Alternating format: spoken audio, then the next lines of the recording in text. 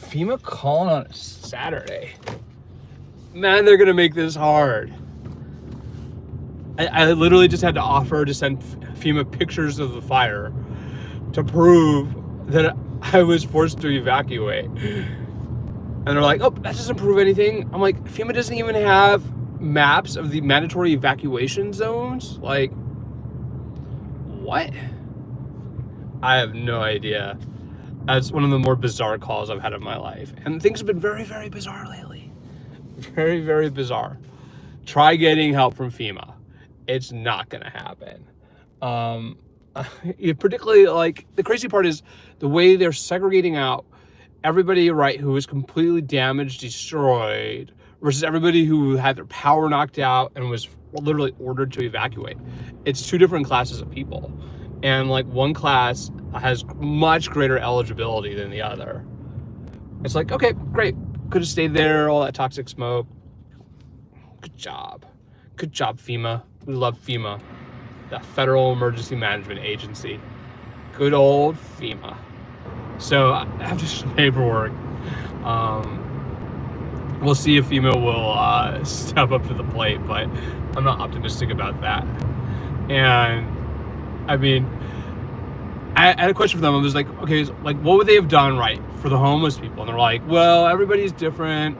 They're affected in different ways. You know, if you were like a homeless person in Altadena, like, you would have like different needs. And I'm like, you guys wouldn't help the homeless. Like, and like, that's certainly one thing that's been coming up a lot lately, right?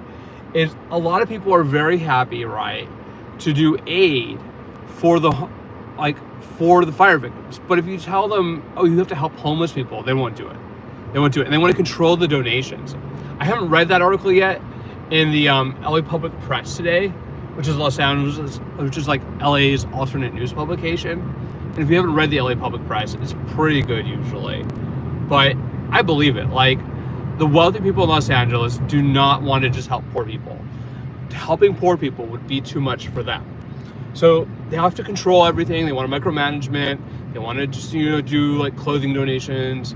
Like, here's your clothing donation. Like, be done. I mean, you can like literally live right next to the burn zone. Like, you can see it from like your window, right? And unless you're completely damaged, destroyed, they won't help you. Like, the only category of people that want to help is like totally destroyed, or like half of the house burned down. Everybody else there, you're gonna be out of luck. Like, smoke is not enough. And like, there's a lot of people I see who are going like, well, my house had to be remediated, like waiting on remediations. We don't trust the water. The water company has a hand-drawn map of what's supposedly safe to drink and what's not. Not a fun situation. Nobody wants to be in like 5 years like, oops, I drank too much of the water and got cancer. And I'll be the first person to admit, I drank tap water in Altadena like the day after the fire. Like, I was like guarding the house and I was drinking the water. So craziness, your government at work. I mean, I just don't have very much expectation for that. It's like a try and like maybe. I mean, and then the people who were damaged, like completely damaged and destroyed, the help is so slow. It's so slow. Like, I'm like, why would I want to just stay there, like a lot of people are, and just like hope, right, that they're gonna come help you, and to just leave. Just leave. It's not a happy, viable situation going on there. Like, disaster zone, oh, just wait. Like, just like live in a disaster zone, hope nothing goes wrong. Great. Just great. I love FEMA. At least it's a beautiful morning. I'm gonna get to Los Angeles eventually.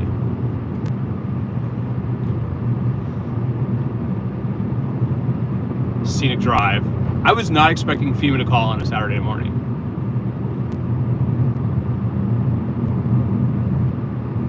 Quite lovely. Got snow cabs.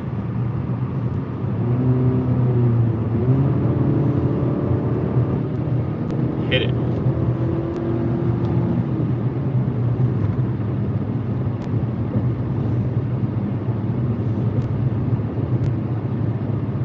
Yeah, people are wondering why, like, I'm not like hanging out at LA City Hall, because it's 100 miles away. And like, I'll be the first person to admit I love delivering like accountability, or at least trying to in Los Angeles. But like, Los Angeles is accountability proof. Absolutely accountability proof. Even worse than the federal government, perhaps. And like, I'll be honest, like, I'm not crying over some of these job losses. Like, some of them, I'm like, it's a little foolish. Like, don't cut the National Park Service. But like, the Department of Education, I have no sympathy for. I mean, the education department collectively was just such a huge failure. And I mean, if you want to go after the IRS, great, because everybody cheats on their taxes anyways. And they don't, I mean, your chance of getting audited by the IRS is so infinitesimally low. It's like, okay, fine, cut the overhead, just cut it out. Maybe it's something that Elon Musk is actually doing right. It's a lovely day, if nothing else. I was like, thanks for calling, FEMA.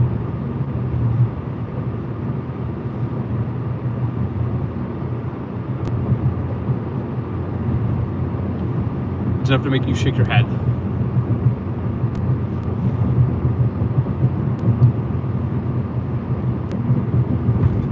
I think people only want one thing. Red meat.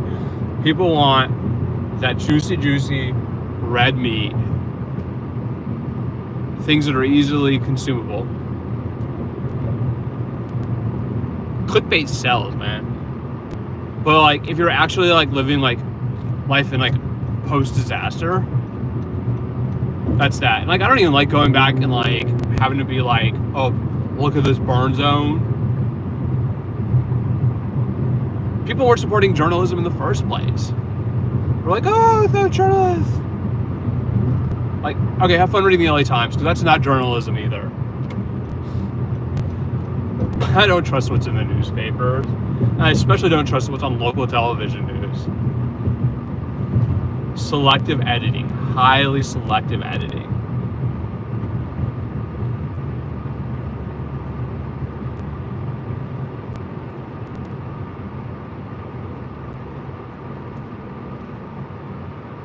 Another dispensary.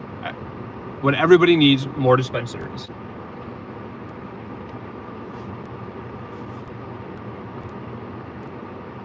Maybe I should go left.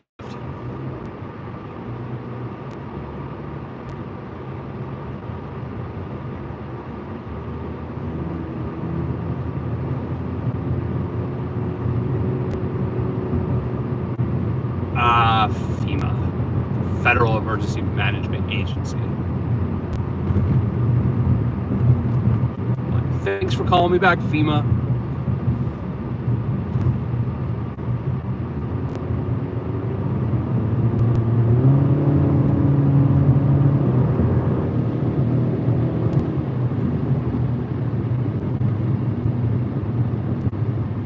Good old federal government.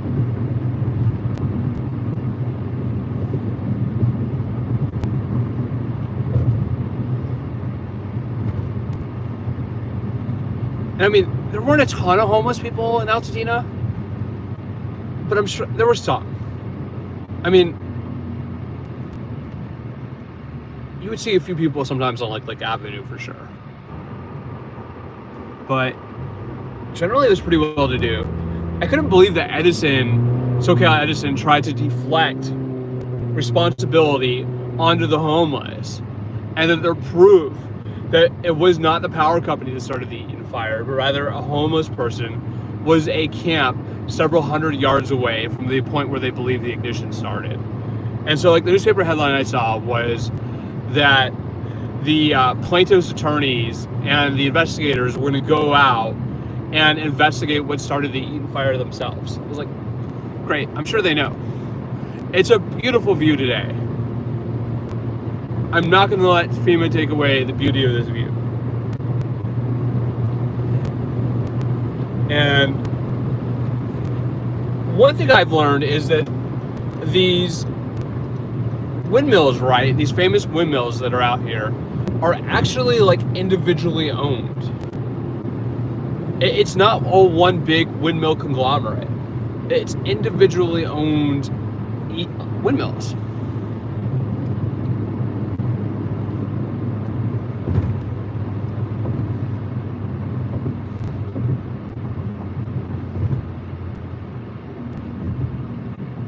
sand, a dump truck. What? Or no, it's a concrete mixer. But it is a beautiful day. Beautiful day for a cruise. Got the sand. Everybody's favorite thing in life, sand and snow. There's a lot of snow in the mountains today. Yesterday was like all rainy. Yeah, it's totally interesting. And like, I mean, the windmills, right, are like, look at this is crazy. I'm gonna need to wash my car. My car got rained on all yesterday, and I'm gonna be like, ah. But yeah, they are individually owned, and like it feeds into the power company's grid. And like this is kind of the same issue with solar, right? Is that people privately own the solar on their homes, but because they're generating electricity and selling it back to the utilities, that they're not investing sufficiently into the utility itself to maintain the infrastructure. So they're trying to come up with ways to get people who own private solar or windmills to contribute more, right, into the infrastructure to cover the cost of maintaining it. But if everybody, right, is a profiteer, right, and nobody's an investor, how do you have community investment? I didn't quite go the way I meant to go, but it's still work. I'm slowly getting over my FEMA headspin. FEMA. Who doesn't love FEMA? Yeah, exactly. People quit buying back. It's a really tricky market problem. And I mean, I certainly have had some economics classes. And like, I mean, I think, the solution is probably like some sort of baseline tax, just to collect enough, right, from people to cover the cost of the system. But otherwise, it's gonna like deteriorate, right? If everybody is living totally like rent-free, not contributing to the overall cost of maintaining the system, that's an issue.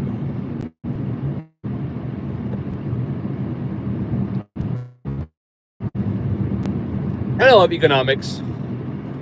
I particularly love thinking about political economy, right? Like, what are the politics that drive economic decision making?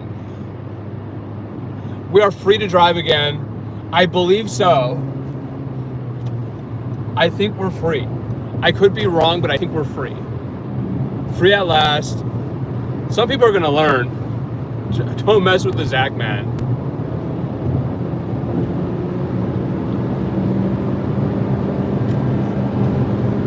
I mean, I more than anybody appreciate the value of public resources. Like, you can't just waste first responders' time endlessly. And like, certainly like post, it used to be January, 6th was the day. Now it's January 7th.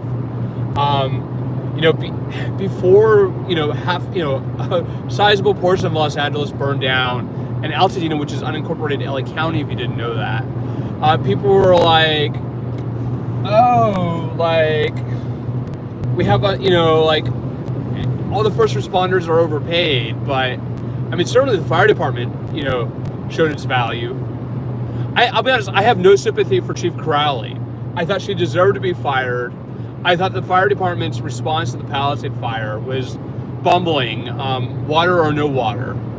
And that the analysis that the LA Times has done, which is independent enough on that like, I don't think the LA Times is totally playing politics, showed that they didn't properly deploy fire resources. And then she, challenged the boss essentially in a way that you just don't do.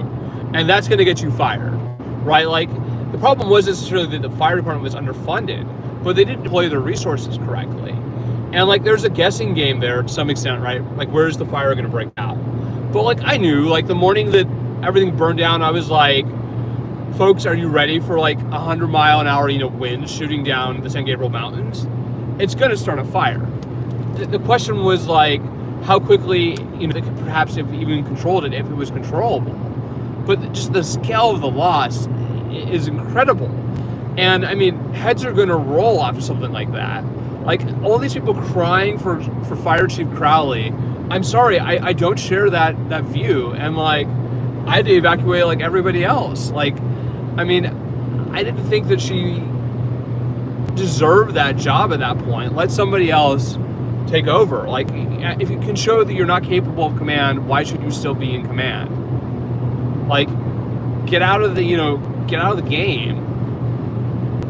It's such a massive failure. And like, to the extent that like it is affecting everybody in Los Angeles, because it's really messing with the housing market. That's where like I feel confident that we made the right decision to get out of Los Angeles County, because LA County, the price gouging, the rent increases, the rent is just too damn high. It's a little bit more economical out here for sure. And it is an absolutely beautiful day. I can't like quite like show the mountain, but the mountain is really beautiful today. Like, just gorgeous, absolutely gorgeous. But it is freeway time. Thankfully, not yet in LA County, as the old Sublime, song goes. And this is a good way to kill time. Doesn't involve people yelling at each other on sidewalks. People can yell at each other on city council too. And people didn't catch the last Substack about the homelessness audit that just came in. That is worth reading, because I read the entire audit from front to back. I didn't just go headline takeaway real fast. No, I read the whole dang thing. Like, it took me like a couple days to read through 160 pages of fine print and to find things that were the salient things that could be investigated. Like an LAPD officer getting $94,000 in overtime from the Homeless Services Fund. And like, the crazy part is, like, when I asked LAPD about that, like, and they did the same thing they did before, which is refer to the city controller's office. I got the same response, but more positive, from the LAPD Office of Inspector General. I don't know if they're actually gonna like check that time card, but nobody should have $94,000 in overtime from the Homeless Services Fund for LAPD. How do you even accrue that much overtime? Like, that's crazy. I mean, I couldn't make $94,000 in a year, like, right now if I tried. Like, that's an insane amount of money. Like, $94,000, if you printed out $1 bills and $94,000, you could fill this car up probably at least several times with cash. I mean, that's a lot of money to collect on overtime from the Homeless Services Fund if you're an LAPD officer. I want to know who that person is. I'm going to Public Records Act request that. Absolutely. And like, I love the California Public Records Act. It is the best thing we have for accountability. But when people don't maintain records and they don't provide them, that is really, really obstructive to having accountability journalism, to having a free society, to making things work the way we want. And it is gorgeous today. Absolutely gorgeous. Clouds going. Just like little remnants of that storm. I don't know if it's going to rain again. Like, I was thinking about that. I'm like, is it going to rain again? Or is like this the end of it? Like, I mean, it's like mid-March. Are we going to get more rain, or is that it? It could be it. There could be no more rain coming for like another 8 months, and then everything will burn again. And like, certainly one thing I know is like, you do have to pay people to manage the brush load. Like, you can't just have unlimited brush buildup, not pay people to remove it, not use goats. And like, the goats are probably the biggest solution they have. Like, don't tell me about firefighters, get me goats. And like, if you don't know about goat herding and how it can be used to reduce the wildfire risk, goats will eat stuff. You graze the land. They do this in Palos Verdes. They do this in Laguna Beach. People love it. They love going out and seeing the goats. So don't tell me we need more firefighters necessarily, because a city firefighter is like $160,000 a year. The goats are so cute. The goats are cute. They're affordable, and they work. So, like, where's the outcry, right? Like, all the people going, well, she was a capable fire chief. Where's the outcry for the goats? Bring back the goats. Go to the Santa Monica Mountains. And, like, the goats, like, when they clear that land, it's not even having a massively, totally negative environmental effect. Like, you want some clearing. And it's the same thing with the fire, right? As far as the wildlands, right? Like, the fire is regenerative. It is supposed to burn. And that's why you're supposed to be managing that. And, like, certainly, like, I've spent a lot of time in the Santa Monica Mountains and in the San Gabriels, and, like, fuel management there was just not happening. There's no controlled burns. There's no real fuel management happening. It's not what it should be. Like, I'm going to have to write the newspaper and just be like, why is nobody talking about goats? Get the goats out. CHP, they got somebody over there. Busted. Looks like he's searching that car too. They hit the door open. Got a big old cloud around the mountains. Fresh snow. It's so beautiful. So beautiful today. Just gorgeous. And then, like, you could use goats even out here, because they've had fires out here before. Like, if you don't know climate change, it's actually causing the desert to burn. Which is, like, really insane. Like, the desert is not supposed to burn. But you can goat the desert too. Let the bighorn sheep grow, right? Like, and if you've never seen bighorn sheep in the wild, you're missing out, because the bighorn sheep are really, really cool. But yeah, I think the goats are the solution nobody's talking about. Nobody is talking about fuel management. They're going fire hydrants and why don't we have enough firefighters? Well, the firefighters are incredibly expensive. The fire hydrants were never meant to handle that type of emergency. A fire hydrant is meant to handle, like, a house fire there, a house fire there. It's not a wildfire defense system. Just like the lack of, like, real talk about even basics of firefighting in Los Angeles, it's disconcerting. I'm like, how are they just, this incapable of having meaningful adult conversations? They just talk at each other. And, like, I spent enough time in LA City Council meetings to know that decision-making there, just the basics of having a discussion, they are talking at each other, not with each other.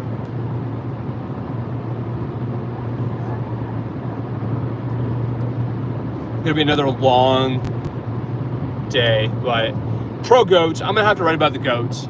I might write a whole piece about the goats. I'm gonna be like, why is nobody talking about goats?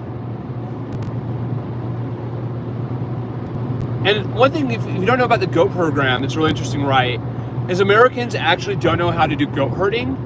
So the goat herders, right, that they bring into Laguna Hills, into Palos Verdes, they're Peruvian. They come on temporary agricultural permits, and they are Peruvian, because Americans don't even know how to use goats. Absolutely, like, fascinating. It's just like, how is it so hard to get a coherent strategy on how to prevent that scale of disaster from happening again? Not an incoherent discussion. Wildly incoherent.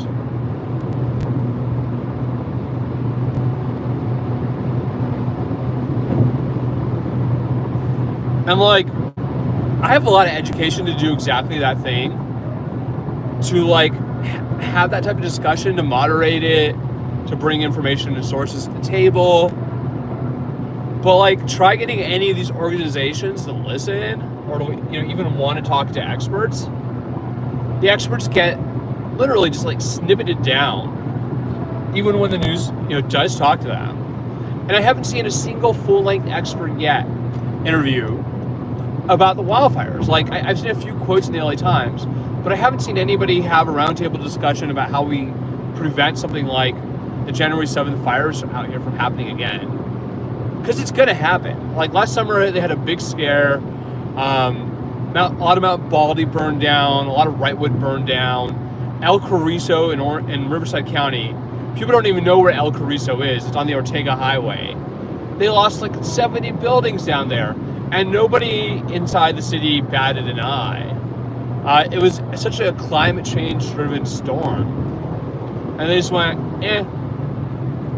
not us this time, but it will be next time. What goes around comes around. And all of this is high fire risk. It's sad though. Like, I don't even want to go back and look at the rubble. Like, looking at the rubble to me is really depressing. And like,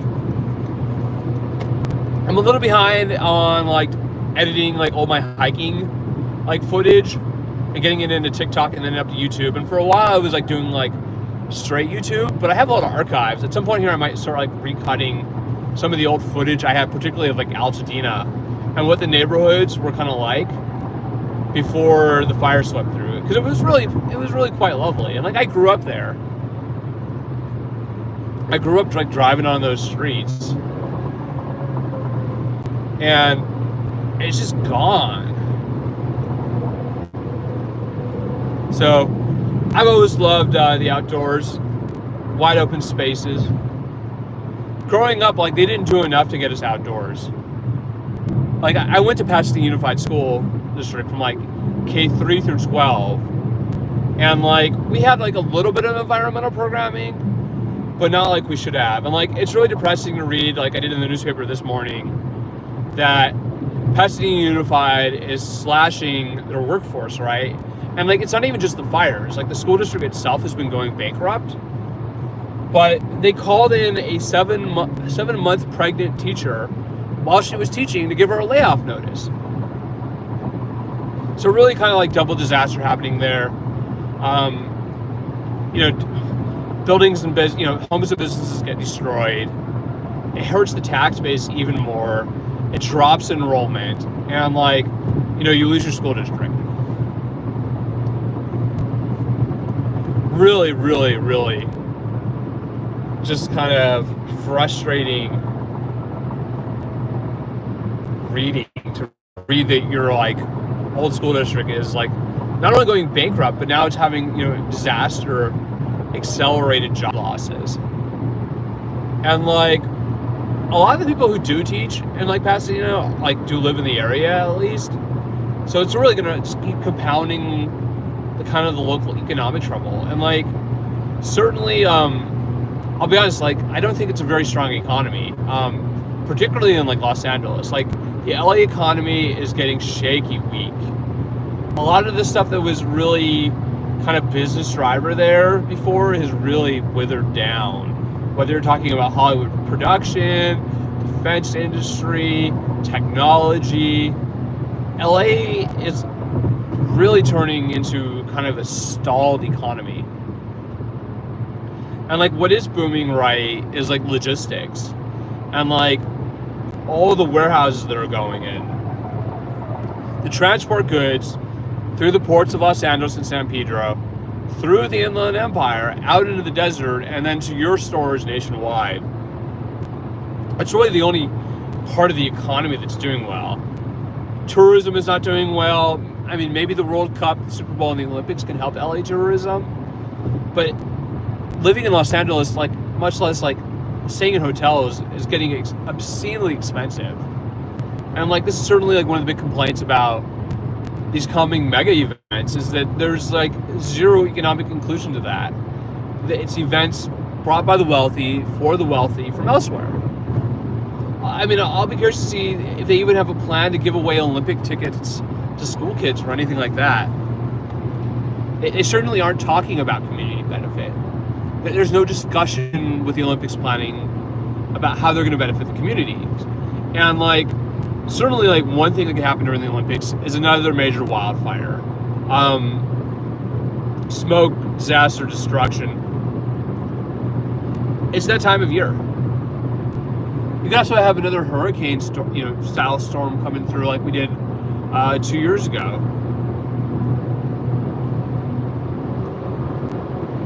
Could really, really mess with it. The other day, I worked all the way to the hills.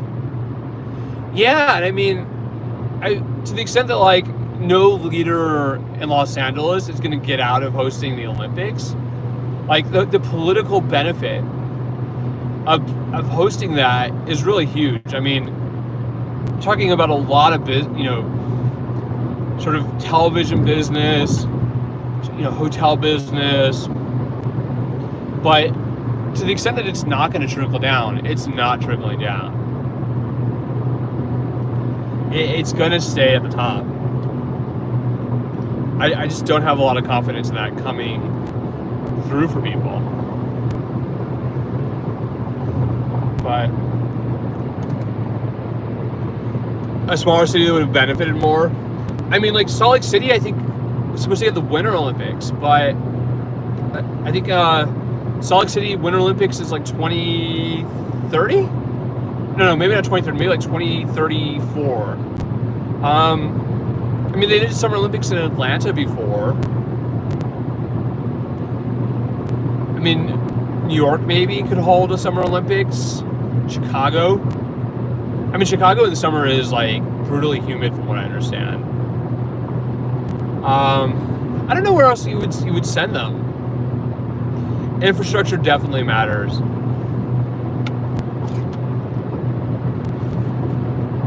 I mean, certainly like, Portland gets really humid too. Seattle, San Francisco, and like Oakland. I mean, you have to have a lot of facilities, right? You have to have big facilities for it to work. Big stadiums. Otherwise, building everything from scratch these days for an Olympics is like a non-starter. It's just not going to happen. Car transport.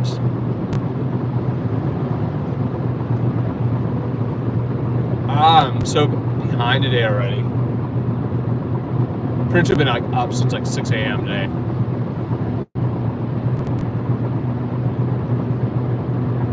Rolling. I don't know if I'm gonna stay on here the whole day. Get my music going, but without copywriting strikes. That section is beautiful. The freeway web that is like Southern California, less so. Like being on the freeway gets really, really tired. I'm like, can I not be on the freeway anymore? Please just get me off the freeway. Don't let me spend my entire life sitting in traffic on the freeway. And sadly, that's kind of the life we chose. I don't know. I would happily move out to the middle of the nowhere in the country if I could.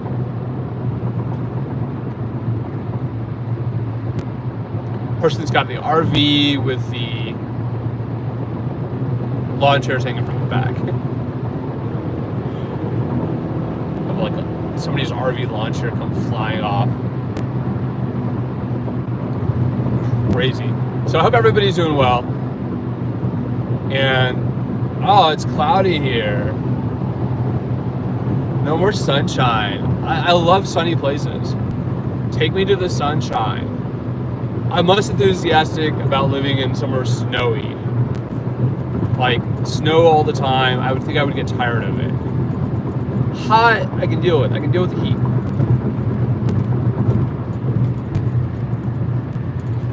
And I'm always down for some palm trees.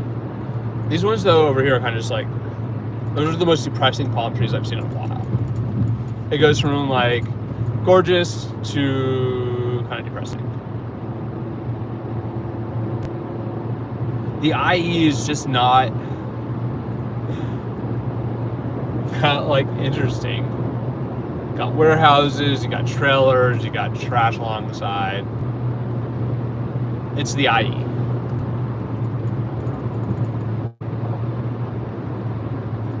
Back and forth people go. They're building so many homes out here. But they all look alike. It's all cookie cutter, and people are were really vociferously objecting to the idea that a neighborhood like Altadena would become cookie cutter, and Palisades had some architectural diversity. It wasn't all totally mansion cookie cutter. There were some older homes, some of the more designed homes. I saw one person on the news, their home, they had a fire retardant system built into the home. And like certainly like more fire resistant, fire smart home design is like badly needed.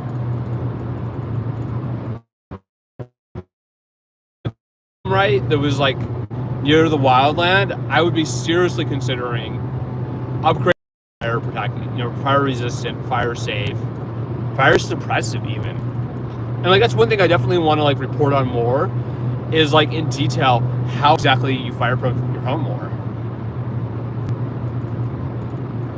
I've been trying to stream more lately. I'm like, okay, like people are gonna come after me for like having opinions for like what I say.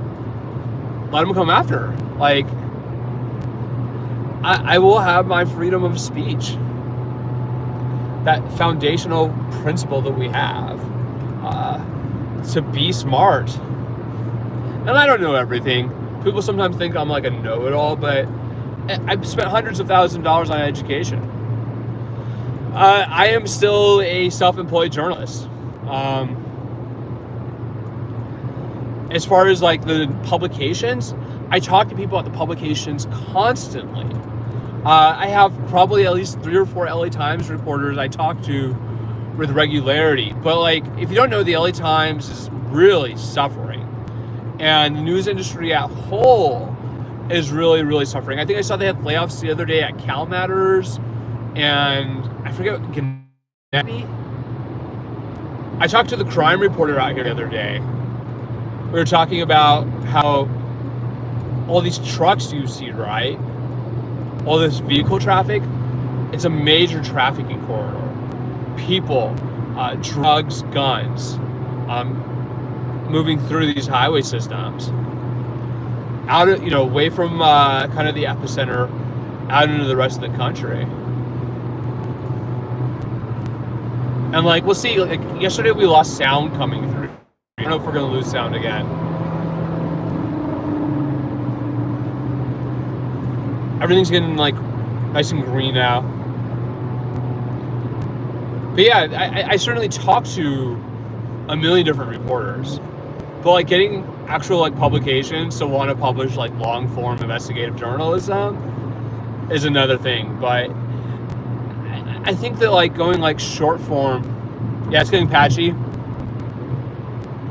It might do it again.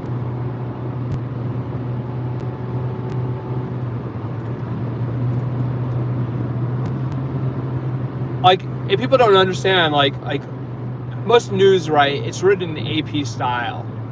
But AP style is actually like very restrictive, in my opinion, for offering more detailed analysis that you get, like say a magazine length, long form kind of style. But like magazines are not doing well.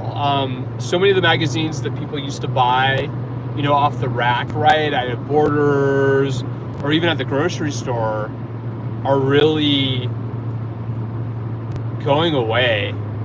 And I mean, I think the only part of the media that's reconnecting.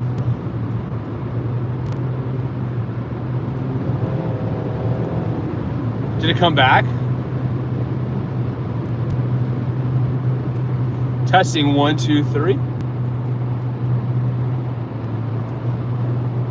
Testing 1, 2, 3. Yay!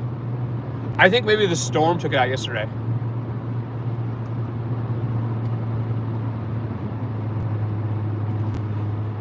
Yeah, everybody does matter, and like everybody should feel free, right, to be themselves, to express themselves.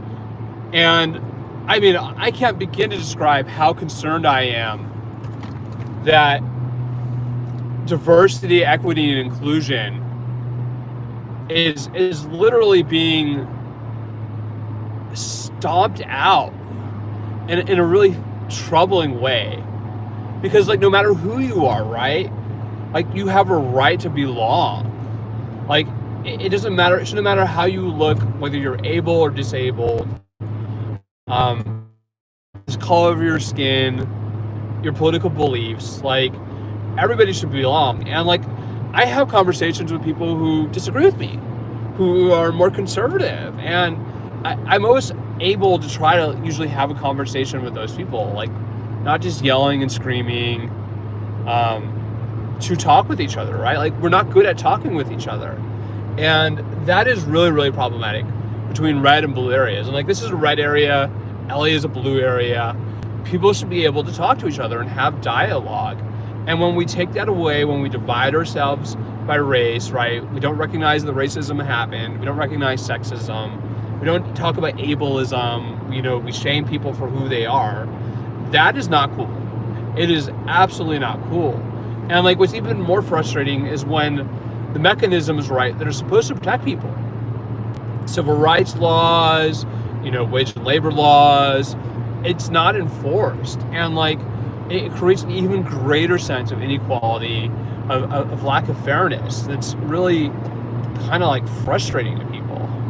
And like, I say that as a white male, that like, I certainly don't support the elimination of DEI. Donald Trump is going to harm generations of people by doing this. And the institutions like my own, for one, that are just caving to it are really not helping. Yeah, I mean, I don't travel like I would like to, you know, experience, you know, what an international world is like, but I have a respect for it. And like, Los Angeles and like certainly greater like Southern California is one of the most diverse parts of the country. Like, and like, I just don't get it. I don't get the hostility to our neighbors like Canada and Mexico. Canadians being a certain type of people.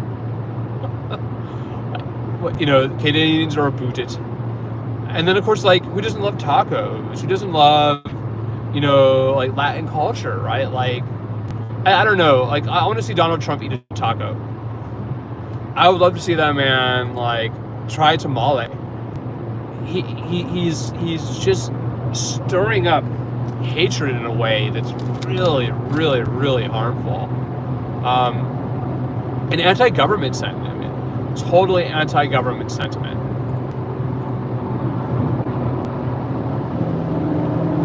So it's gonna hurt. It's gonna hurt people. I'm surprised I haven't seen more about, I mean, hate crimes going up, but like, I suspect that they're going to keep going up. Kind of like happened in his first administration. It just seems like slower this time. And I think people are accepting more, right, that type of view, that diversity is something that makes us weak, is becoming more prevalent. Diversity makes us strong.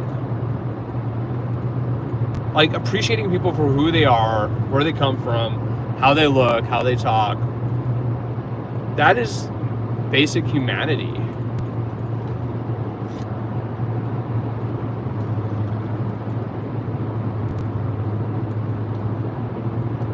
Sip on my tea. I mean, people did not throw tea into the Boston Harbor like 200 plus years ago because they wanted to live in a country that had no recognition of different people, right? Like, if you don't know, I mean, the colonial army, right, had Native Americans in it, had African Americans in it, had people from all over the world even. The colonial army was not a monolith. It was not a white monolith. It's kind of a myth. And one of the big things the British did during the Revolutionary War was to try to incentivize slaves to revolt, to offer them amnesty, to offer them resettlement, to use, right, the idea of a lack of diversity as a weapon against the country. And we had a long, bloody civil war to get to the point where we don't treat each other like slaves. And it's really troubling to see this going backwards. I'm worried about the LA economy. That's part of the reason why I don't have too much qualms about like getting out of LA itself is I don't think the LA economy is very strong. I think the LA economy is in fact getting very weak. And I think that the harm, particularly to Canada and to Mexico, to our relation with China, is going to hurt it even more. LA is a international city. There's a massive amount of foreign economy that moves through Los Angeles. And it moves through the desert too. If you don't know, the desert has tons of Canadians. Canadians are like 20% of the Coachella Valley. The Canadians have money. They bring money into the economy. And I've been reading people talking about how the Canadians aren't going to come.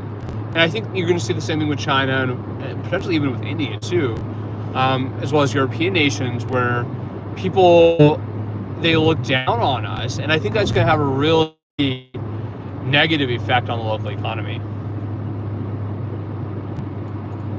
Yeah, I mean, it's a society of fear. It is a fear society. Fear of different people, fear of foreigners, fear of each other, and fear of the government too, in a way that's really harmful. I mean, just getting people right to want to accept right that there is a role for government in our society that, should be, hopefully like improving our lives on a regular basis is tough. Yeah, the Canadians are pissed. I didn't realize you were a Canadian, Jane Smith. The Canadians feel very, very insulted. When he talks about taking over their country, you're talking about their self-determination. The Canadians are very, very upset. And I've seen a lot of people posting on like Reddit about canceling their trips, their holidays to the States. And Americans are actually seem to be going to Canada more. I've been to Canada before. I've been to Victoria and to Vancouver. And certainly British Columbia is very, very beautiful. I hear really great things about Winnipeg too. Yeah, I mean, his talk is absurd. It's absurd conversation. BC is great. I love me some BC. BC is beautiful. I've gone to the ferry from Puget Sound, from Anacortes to Victoria, and then to Vancouver, and it's beautiful up there. I don't ever wish that is part of America. I think Canadian self-determination and nationalism should be respected. And like at nights lately, I go out, and a lot of Canadians come down here in the winter to get away from it, and then they go back to Canada.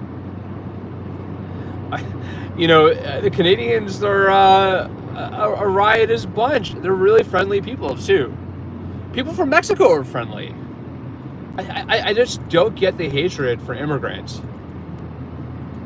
In a land of tacos and maple and pancakes, like, why do you hate foreigners? Everybody in this country, came to this country. Even our indigenous population, technically.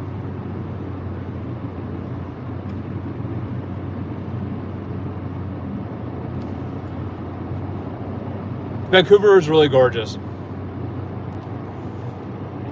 Vancouver is... It was a very long time ago that I went to Vancouver, but it's a really beautiful city. Quite expensive. I really enjoyed Victoria. I thought Victoria had a really beautiful downtown.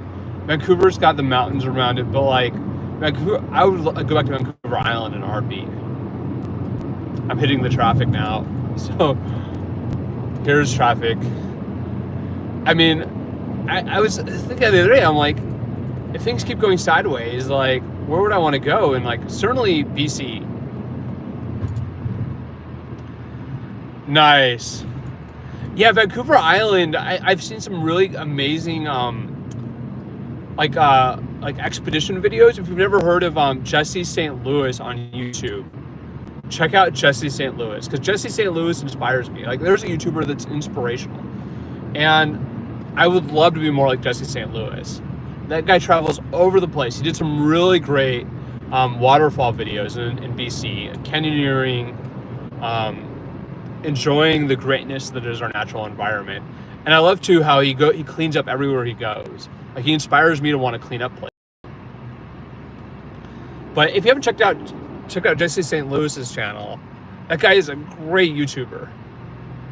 I would love to YouTube more like that. I'm gonna try to maybe do some more like desert YouTubing. Doing like live versus, produce video. I don't have quite the editing capability with my current computer setup to create finely tuned produced videos. I would love to have that more, to make full length, adventure videos, show people the greatness that is our world outside. Our forests, our rivers, our lakes. And I used to live in the Pacific Northwest. I spent 4 years in Portland, and the Pacific Northwest in general is gorgeous. Oh wow, that is a lot of snow. Am I on the wrong freeway? I might be on the wrong freeway again.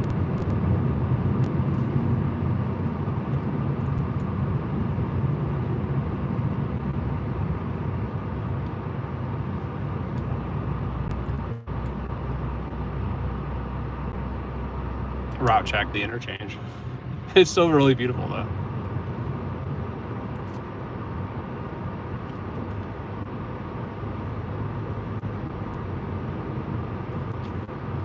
Yeah, I gotta bail out of this.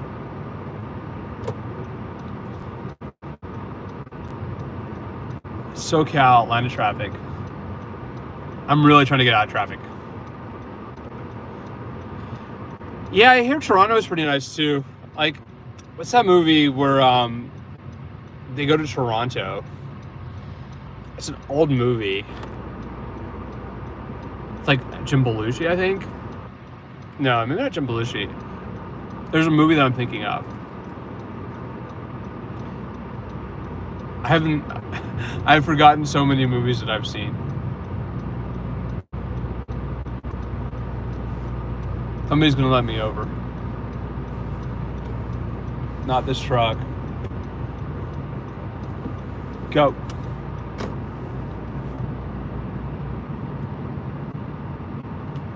So, freeway time in LA County. Something happened. A car crash?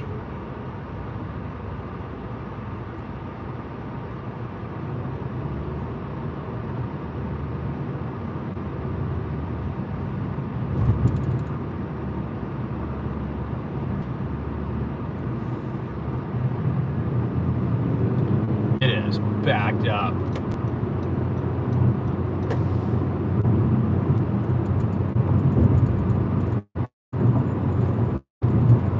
Gorgeous though.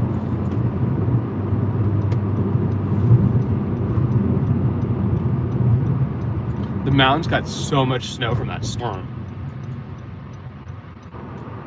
It's really late though, because if you don't know, to get the super blooms, you have to have rain earlier in the season. Rain that comes late does not produce a super bloom. It has to come earlier in the season, and I don't know if we're gonna get another storm. I really don't know. This might be it, but everything is snow-capped today.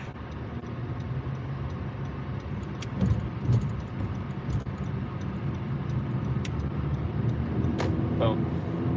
All right, off the freeway.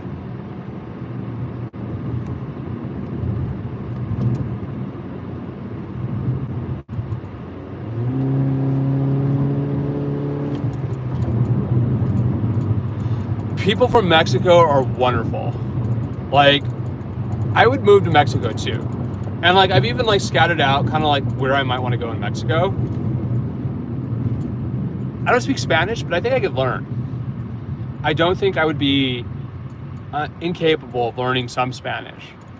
Particularly once you're speaking it on the regular. And this is actually something I want to do, is start learning some Spanish, because it's seriously a valuable skill to have for employment here. And it would help me journalistically too. I'd be able to talk to more people, have more conversations. Being bilingual is a huge advantage. And Mexico is a beautiful place. Everybody I know from Mexico is always super cool, even the essays.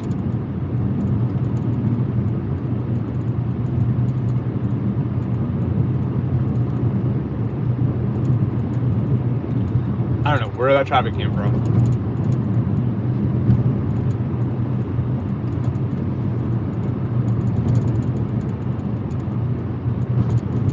Just backed up.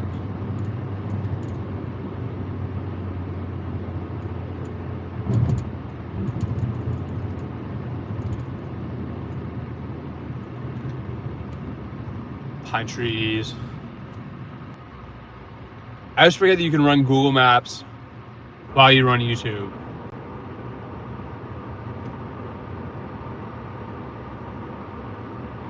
Yeah, like I hear that, like actually one of my relatives, he just went to Mexico City area, and they went to the Monarch Reserve down there where all the monarch butterflies come from, and I've seen video of that before, and like that's beautiful country.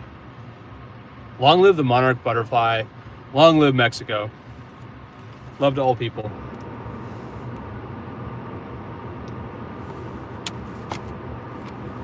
Everywhere. I mean, I don't know how Americans wanted to become so insular.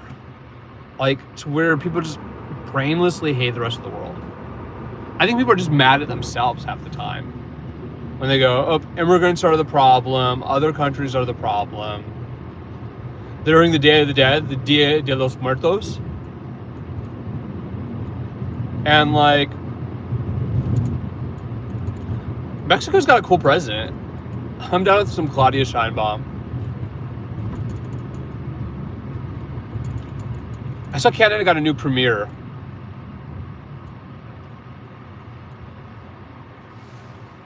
But people need to get along. There has to be some community. Otherwise, it's not going to work.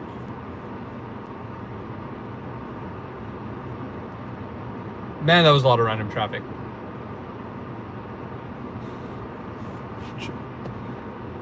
I'm seriously considering moving further away from Los Angeles even yet eventually. Just out of it.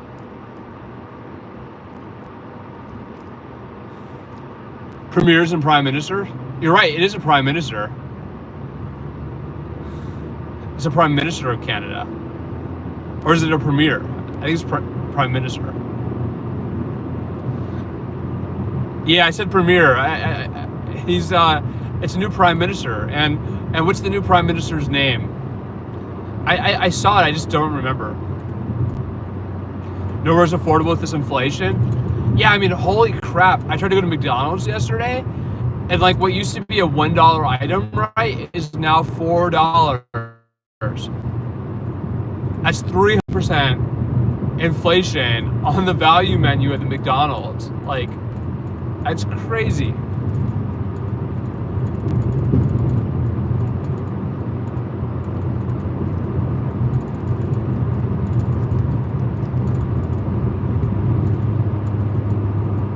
Carney? Yeah, so Jane Smith is going to know the new Prime Minister of Canada. I'm not sure who has a premier. Some countries have premiers. Mark Carney? Yeah, that sounds right. Because I know Justin Trudeau stepped down. I had some people speculating, right, that like Canada was just going to like rapidly become part of the United States, but I don't think that's about to happen. Leader of the province. Yeah, people are having to move back home. Like, rent is too high, and finding, the affordability bubbles that are left is really difficult. The hate's all over. Yeah, I mean, the hate is winning. It's winning. That's the most disturbing part of it. The hatred is literally winning. Premier is the leader of a province, not a country. That's interesting.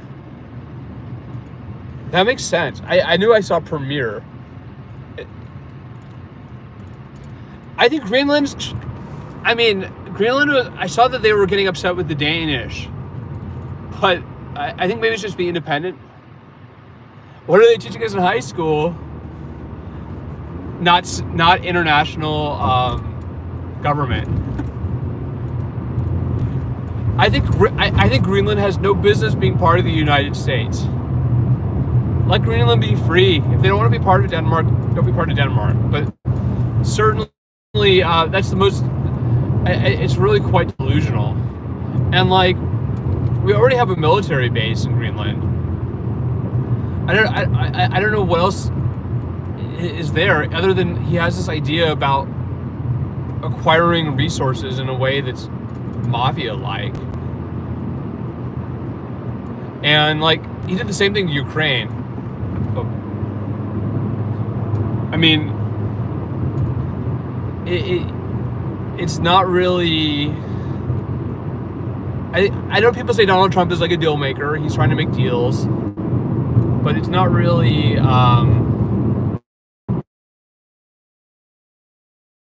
dignified making, at least. I mean, until he actually gets a ceasefire, all he did was kind of extraction politics. And I think it's the same thing with Greenland. I think he thinks that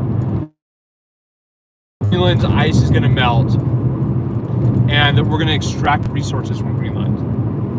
But, I mean, I certainly respect Greenland's right to self-determination, just as I respect Canada's or Panama's, you know. And I saw that he forced the sale of ports, actually, in Panama. Because a Chinese company was, a Hong Kong-based company, rather, I believe, was going to acquire some ports. But I'm not sure that's a threat in the same way that Trump tries to make it out to be. I think, you know, there's always going to be foreign investment. I mean, this country already owes so much money to other countries that it's already highly, highly leveraged. But, I mean, the inflation is not getting better. That's for sure. Prices have not dropped like he has promised people. And I'm not sure, I think he's making it worse. I think he is making it worse. I mean, I'm a conversationalist. I've always been a conversationalist. I'm not an LOL cow, I'm a conversationalist. I mean, I have a significant amount of education to hold class essentially on YouTube. I kind of miss like streaming some of the government meetings. I thought, you know, taking people to public meetings, you know, using the power of the camera, right, to kind of like shine the light on people was something that I think is invaluable journalism. Yeah, it's definitely getting worse. The stock market's freaking out now. I mean, it's crazy that you can just go up recession, right, and like the stock market freaks out. I think it shows too, like, how long the U.S. economy has been on this kind of bubble, and I'm really concerned that when this bubble bursts, that it's going to get really, really, you know, quite bad. Like, everybody's going to be YouTubing.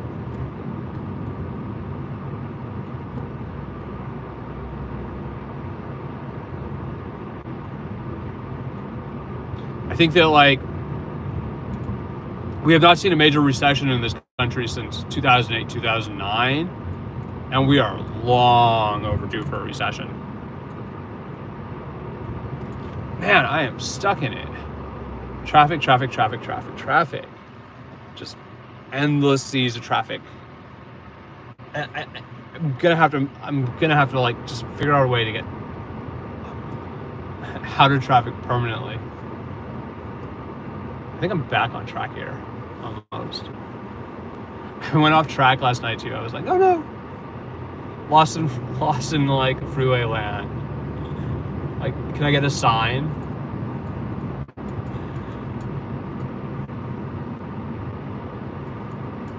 Yeah. Stop and go. Stop and go.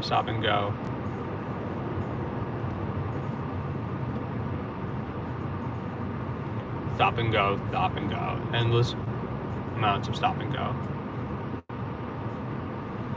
Yeah, I mean, I don't know. People are going to start. I mean, I'll be honest. I'm surprised. I mean, you don't see more people using streaming as an activism tool. And this is something that my friend Ruthless and I talked about, because there's this Ramada that's on the west side, and it's supposed to have been turned into homeless housing now for quite a long time. And we literally know people who are getting evicted, who don't deserve to be evicted, who need help, who can't get housing. And so it's like, okay, what if, it's like a $20 million, $25 million Ramada renovation project, turn into housing. What if people went and streamed outside the Ramada and demanded that it be opened, right? Like, hey, here's LA's homeless industrial complex. Can we use streaming as an accountability tool to get this Ramada opened up? And like, people gotta love Ramada, but yeah, more traffic maze. I think I got that right. This is just a maze. Yeah, exactly. Like, I think I should even post the Ramada address and be like, this is where everybody in Los Angeles should go to stream to demand that they open up the housing that they've already paid for, that's behind schedule and needs to be opened. All right, I think I'm back on track here, maybe. Ugh. I think I was gonna hit traffic no matter what. It always jams up in this area.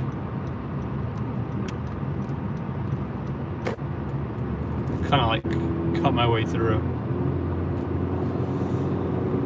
And just lots of traffic, your life on traffic. Welcome to Southern California.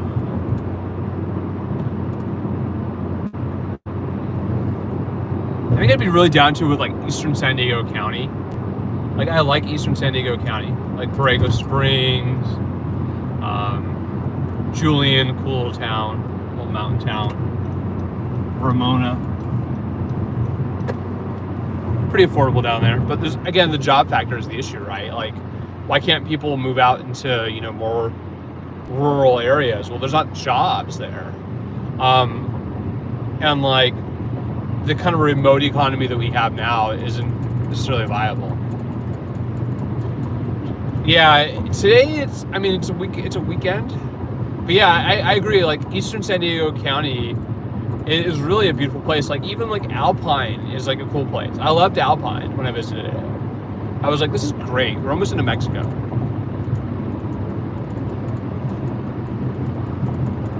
Small houses and abandoned buildings and like renovating buildings. Yeah, I mean, housing is a human right. Like, they should, certainly one problem like we have, right? And this is something that we just wrote about in the Substack, Ruth and I, is that the homelessness system that we have doesn't even produce consistent outcomes. And one of the biggest reasons for this, right? Even if you are homeless and you want to become not homeless, your waiting time to get from shelter to interim housing to permanent housing is like forever. And then like, once people are homeless, right? Once they're evicted, once they can't afford rent, they cost even more money. I think there's land, right? But again, like, I think the bigger issue, right, is the economic development aspect of it. Without Americans becoming more productive, simply extending the sprawl, without building greater density, right, within the urban core, it's questionable. And then you deal with the wildfire factor too. What's up, Jeffrey Delshad? You can't just, build. It's easy to think we can build our way out of this, but I think building smart for sure, and then two, like reducing the amount of vacancies. Like, there's a tremendous amount of unoccupied property, to be honest, more than you think.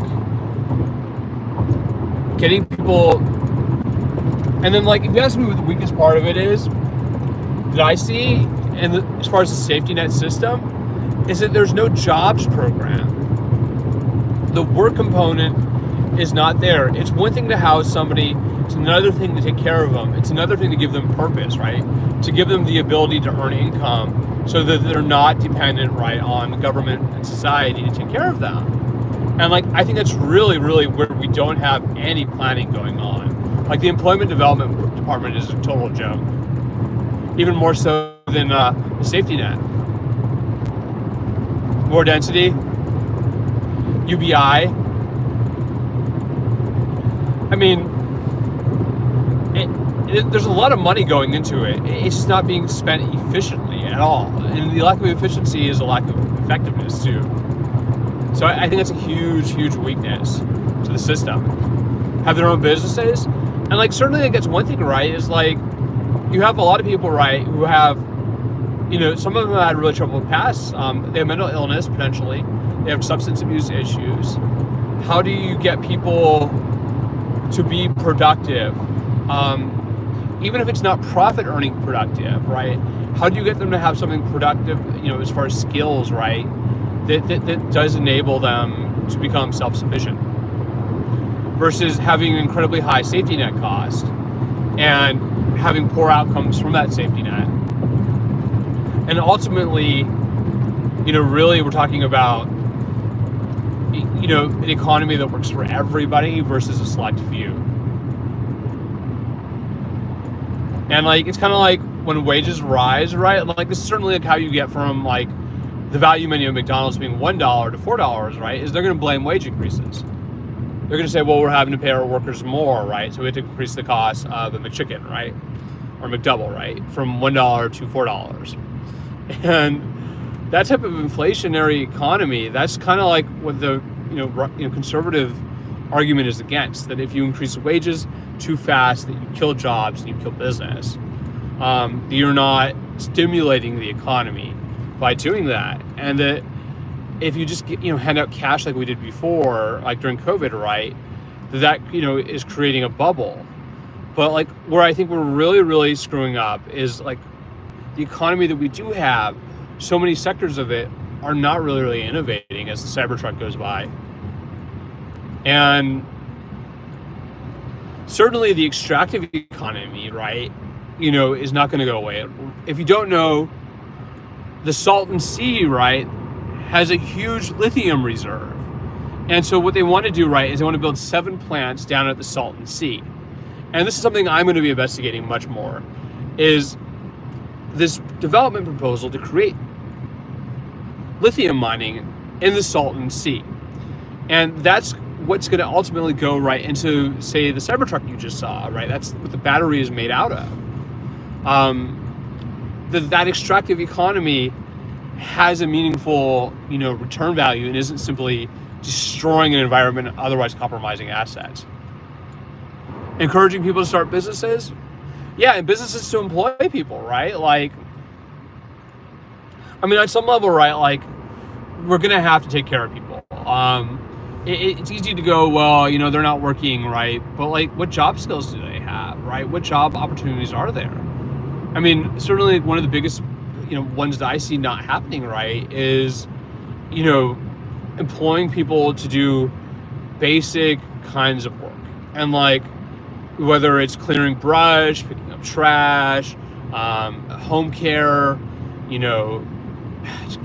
that type of employment where it just takes some basic skills, right, or some labor readiness, that is not available. I think it's a really big weakness that you need that type of entry-level positions to be available. And I agree, a lot of encouragement. But I just don't see very much discussion happening around jobs. And like, the other real factor, right, in jobs is education, right?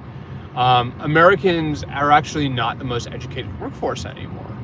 If you go overseas, a lot of countries do a lot better job of training their workers.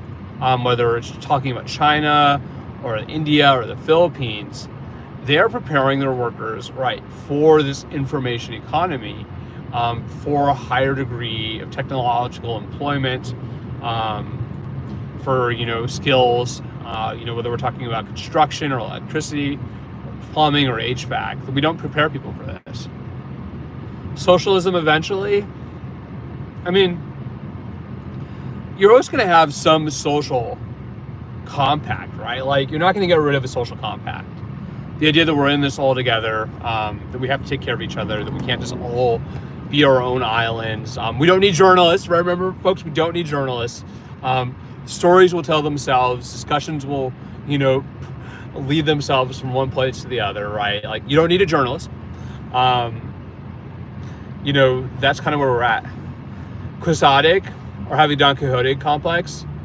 I mean, maybe a little bit of, I've been told I have a martyr complex by some people, but I think as far as like tilting at windmills, to the extent that education, right? And I came from the field of education. Education is inherently, very, subject-based, going from one thing to another, having conversations about society, having a meaningful discussion. Education has to be valued. Sherry Mo, yes! I got a mod back. There we go. And thank you, Sherry Mo, for all of your support. What, AI beat journalism? Well, this is one thing people talk about, right? The AI is taking over, but the future is going to have a lot of artificial intelligence. And I don't think it's untrue, but I don't think AI is as good as people make it out to be. Certainly, if you look at the LA Times, right, they're using AI essentially as a check on their own writers. If you go to the LA Times now, which a lot of people don't pay for, you can go to the bottom of the article and it's going to label the writer's political point of view. It's going to go center left, center right, center left, right, and so forth. And then it uses Perplexity AI, and it creates a summary, right, a fact-checking summary, essentially, and a counterpoint. But what AI can't do is it can't create original information, right? AI can't, contact people necessarily to get quotes. Oh.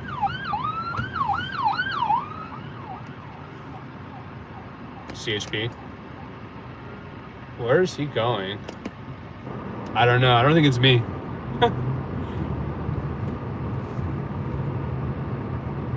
I have no idea. It's probably going to whatever's backing this up.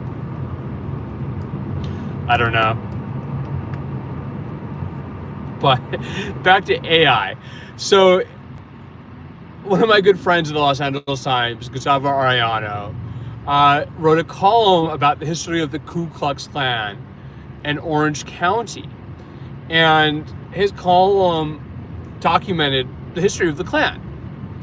And the AI, right, it kind of explained how there's different points of views about the Ku Klux Klan. And so the headline became AI defends the Ku Klux Klan. And people wrote articles about this without even contacting him to see if he thought the AI was right.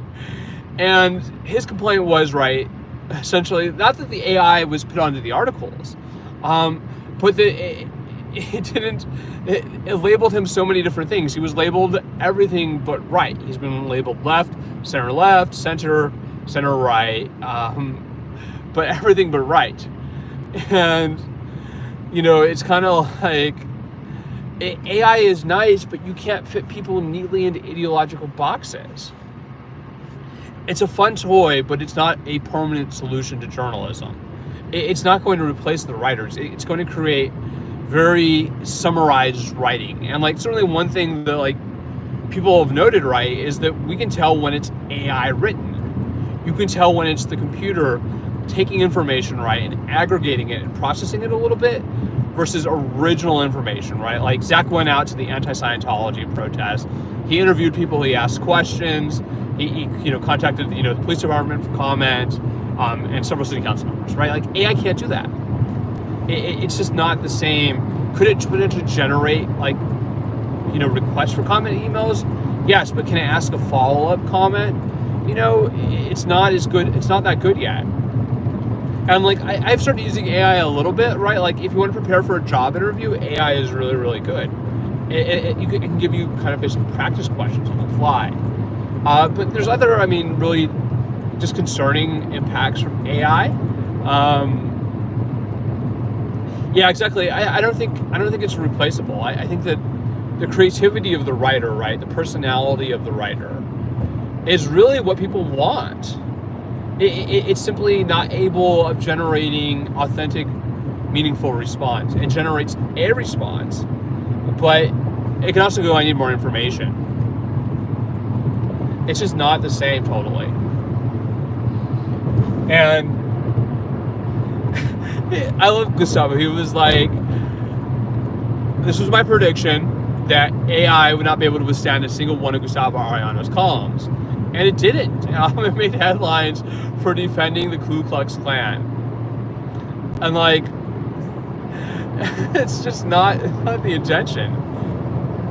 I mean, maybe I should ask AI how to solve freeway traffic, right? Like, what answer is AI going to give me, right? Like, more investment in roadways, fewer drivers. It's going to have some opinion, right? It's an interesting tool, but I don't think it's there yet, like the tech bros make it out to be. And I am not for the tech bros. Tech bros, go away. Oh, thank you. I appreciate that. I feel missed too. I'm missing out on some things. And like, I was trying to do a little bit more streaming, but even then, like, frankly, I'm still not comfortable with the idea of like stationary streaming totally. And like, they can't get you. I don't like wasting those resources more than anybody else. I'm like, can I please have freedom of speech? Please. But I get it. People are going to protect their turf, right? They don't want a journalist poking around their business, getting nosy, asking questions, disclosing things they might not want to be disclosed. Not in the land of YouTube, they don't. I'd be like, no, journalists, go away. No journalists allowed. No free-thinking journalists. You're going to be replaced by AI. It was crazy. It was crazy. And like, I think certainly, I still have many questions. Some of them I'm still asking. Others I go, okay, I know enough about that. Like, not a story. Not something, put the name on. I gotta think about like what I'm covering next. Certainly like, there may be some stuff coming on. I know there's pesky journalists coming on Department of Education, probably on like whistleblowers. Some more writing about the environment here in California, about the wildfires and water particularly. Homelessness, politics. I might try to go to this hearing on the 27th. It's going to be the LA Alliance case hearing, federal court, battle royale. Who will show up from LA political class and take responsibility for our failures in addressing homelessness? And the answer should be everybody. It should be everybody. I was taking census the other day, trying to figure out who exactly was going to show up to this thing. And I think, on March 27th at 9 a.m. in federal court in Los Angeles, something is going to happen.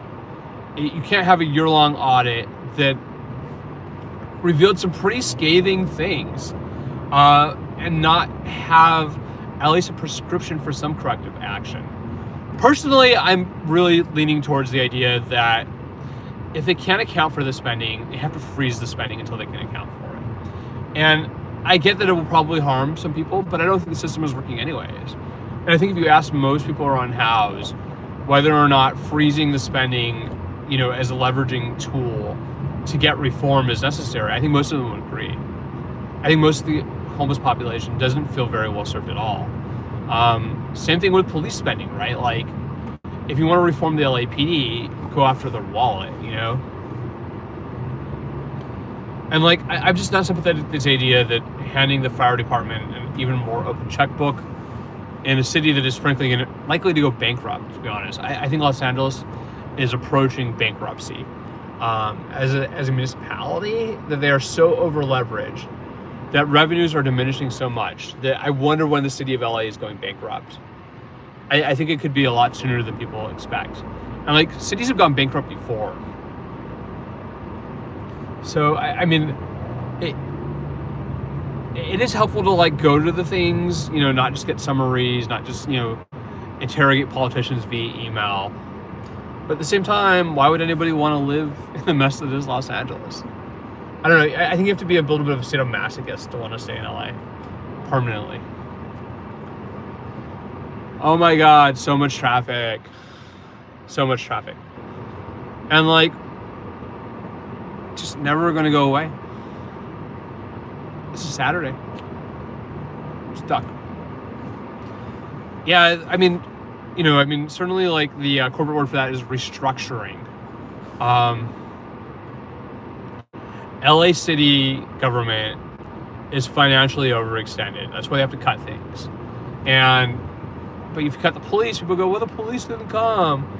If you cut fire department, they go, the fire department didn't come. If sanitation doesn't come, they go, where's the sanitation? And why are the park facilities not repaired?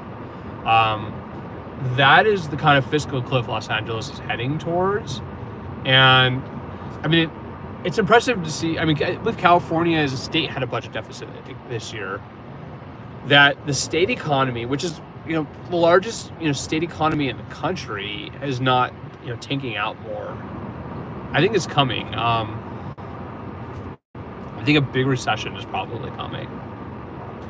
It's kind of unnerving to, think that, but I think that's where we're at. I think the recession is going away.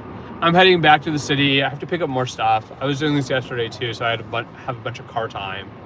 Otherwise, I would be next to the swimming pool or hiking. And this is what I don't miss.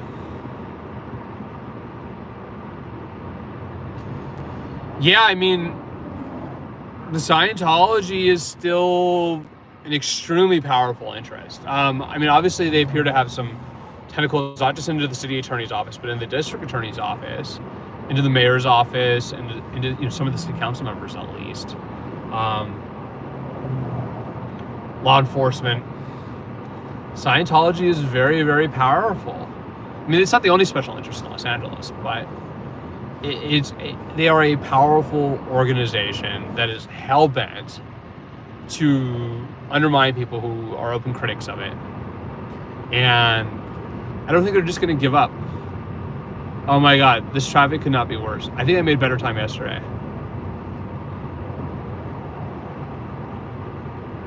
Insane. It's Saturday, and I'm at a dead gridlock. I wonder where that CHP was going. To try to ungridlock it? Europeans are smarter than us? I think so.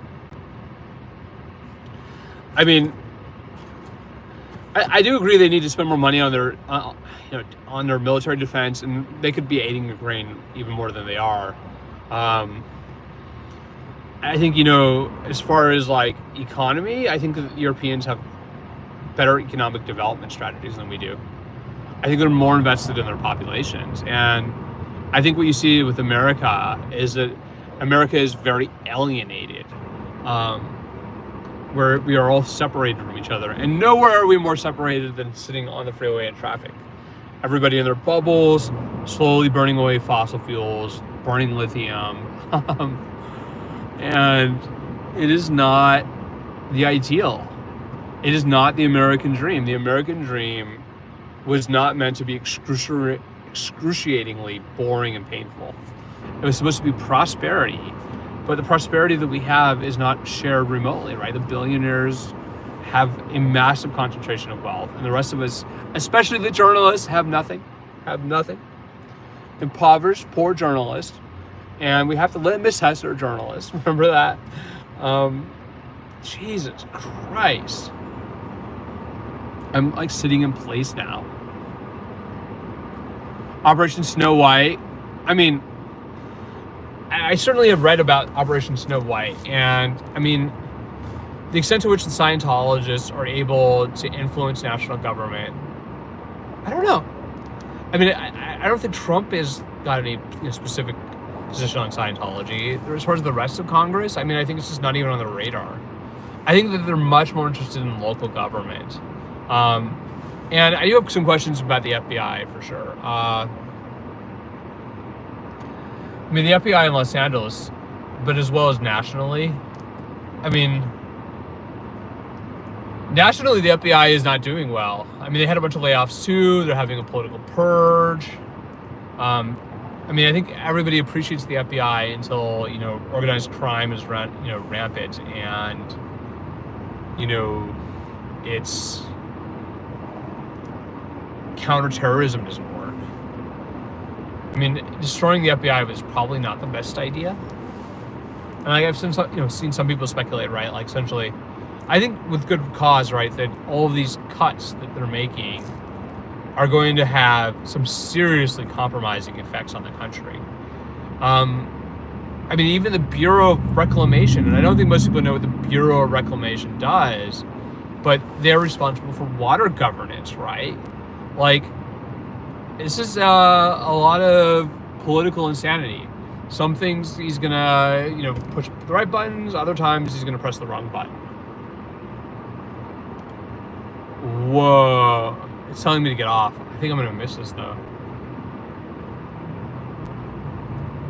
This is crazy. I might have to toll it. I'm not sure I can spend my entire day sitting in this. We never get anywhere in this place. We just spend our lives in our bubbles, slowly going, nowhere. Privatized national parks. I mean, I know people in Joshua Tree are really pissed off. I think it's a terrible idea. I think the national parks are probably the most successful part of the entire federal government. The park system contributes to the economy. The park system is a draw for foreign travel and for domestic travel too. We should be investing more in the parks. Less in the military, more in the parks. I mean, I was never anybody's, I'm not controlled by anybody. I'm a free man. I've always been free. Some people could try, but I'm always free.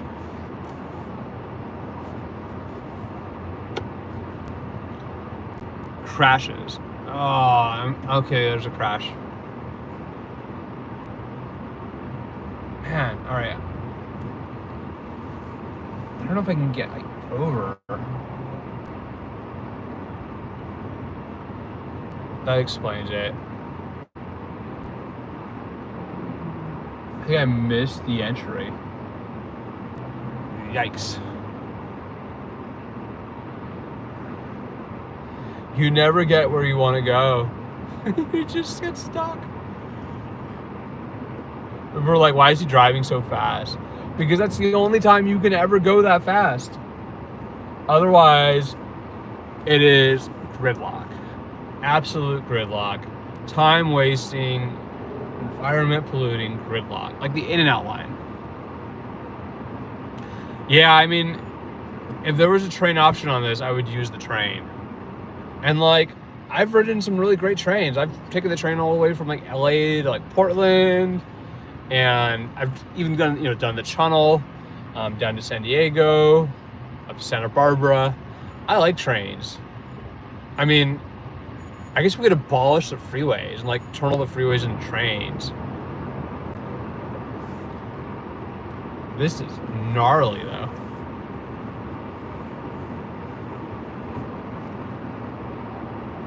I don't know how I'm gonna get through this. It's just really defeating.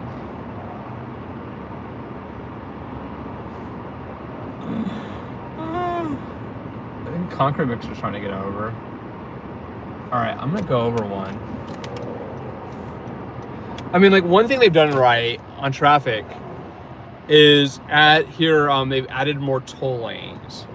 And so actually, like, the left side here, right, is toll.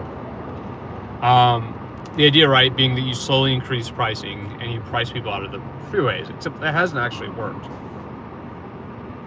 I don't think congestion pricing really works. I think it's a very inefficient solution to an ineffective problem. And people also say, right, the widening doesn't work either. You can't just widen the highways like infinitely and hope that works either. And that's very expensive to do. And it takes years and years and years of construction quite often.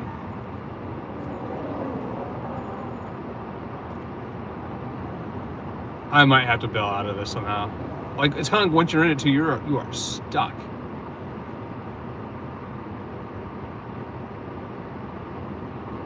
Going nowhere, slow. At least there's clouds. Pretty clouds.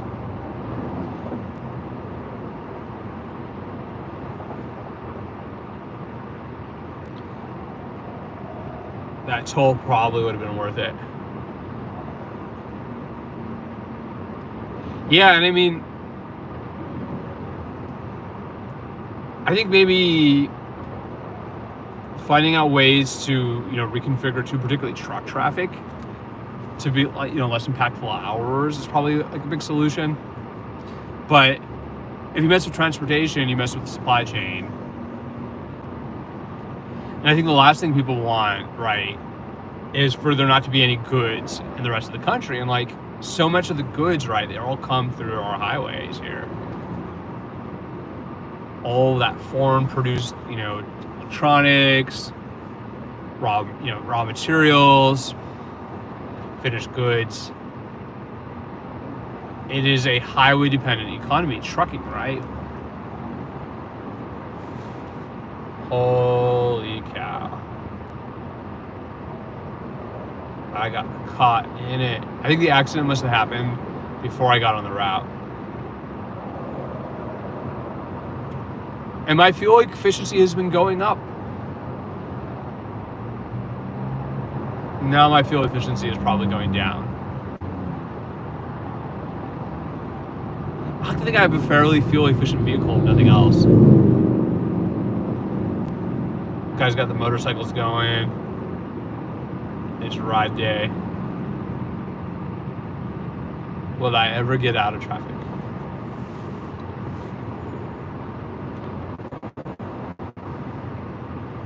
I had things to accomplish today. Things that I was going to achieve. I'll still try to achieve them.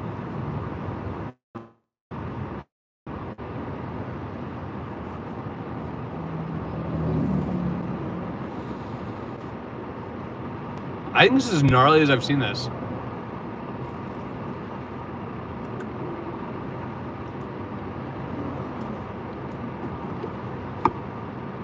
All right, so we're stuck.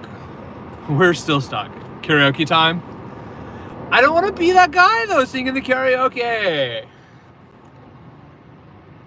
Karaoke is a little bit fun. I mean, I don't drink anymore, but karaoke was probably more fun when you're like drunk, On and on and on and on. My problem is I need people feeding me the lyrics. Yeah, I'm hoping maybe to get on the tolls. But like, I mean, part of the reason the toll lane works right is because you're blocked out. The other thing I can do is just bail out, take the lunch break, maybe it clears up. But even bailing out onto the surface streets is oftentimes quite difficult. I think it's a 16-minute delay.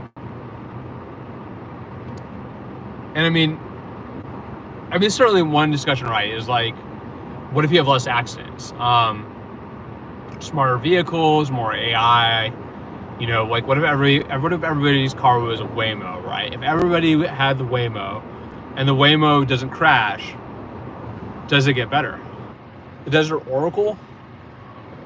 Remind me of the Desert Oracle, because I would rather be in the desert right now. Yeah, I agree. This is going to be lunchtime.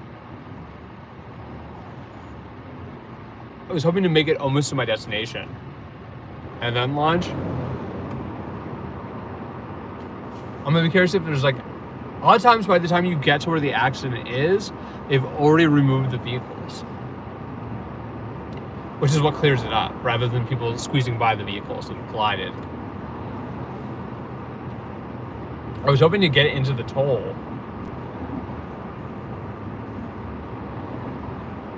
Because like on some level, right, like time is more valuable than money. But I don't see entrance. I think I've been going now for an hour and a half plus already, and like when there's no traffic, it's 2 out. When there is traffic, 3.5, 4 hours. And you can just sit. I was a little later today than I wanted to be because I got called by FEMA in part, and I was taking the scenic route, which is good because I probably should talk to FEMA, but I don't know about that call. They could have sent me an email with that information. Yeah. All right, let's check Google.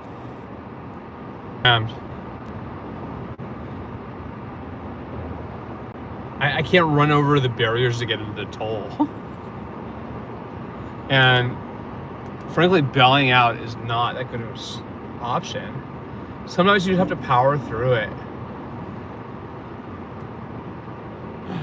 We're all stuck in a machine. I have been to the Integratron.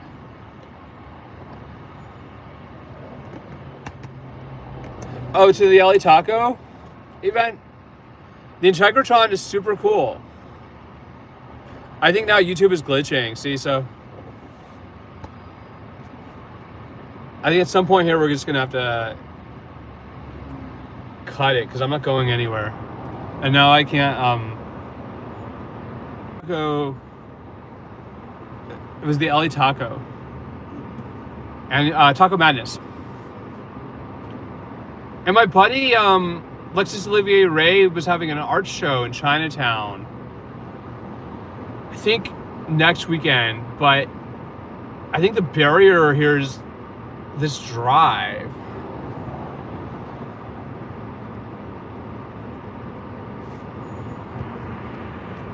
Yeah, we're kind of like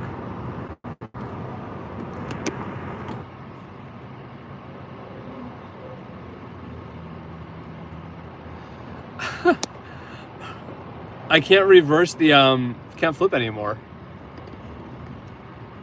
So I don't know, maybe we'll call here in a minute. Yeah, it might be time to bail out here, except that I'm not gonna make this all in one shot. Do a restart later or something.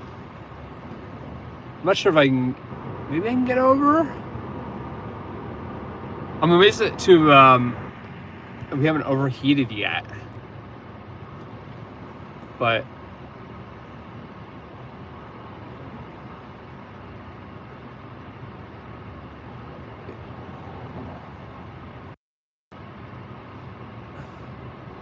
yeah, I've lost camera control.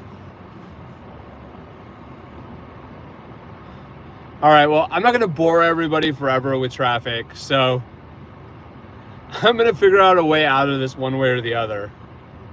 And I'm gonna wish, yeah, I think we're gonna take a break here.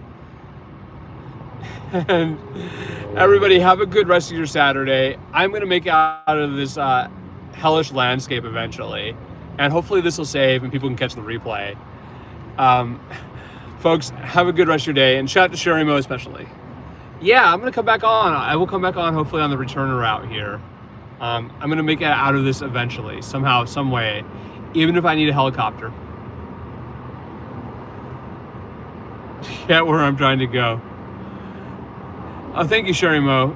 And I appreciate you, all of your support, and you know, it's good to have a trusted mod around. Shout out to all the mods everywhere.